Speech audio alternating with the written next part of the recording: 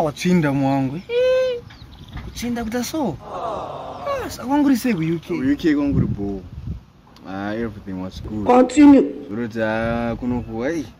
Kwakutonetsa kujaira skin yangu to react like zvautoninetsa weather kunoku nekuchando zvakatosiyana kweku.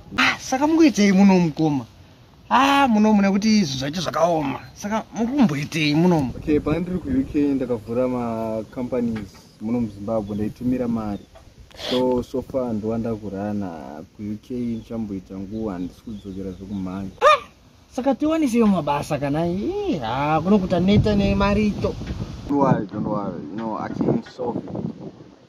Panika diri ngada kukuitisa, I will share my 10,000 per month. Continue. You can even start a better life. What's up, bro?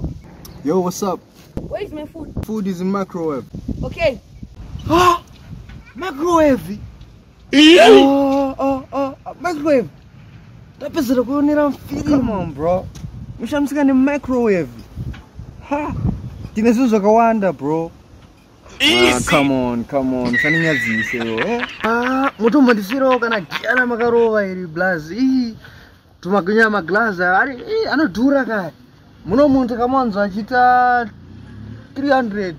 Bro, what come to do muna one? Jesus! Do microwave yacho. Really, nigga? Hallelujah. You can't never, you know you cannot make it. Technology.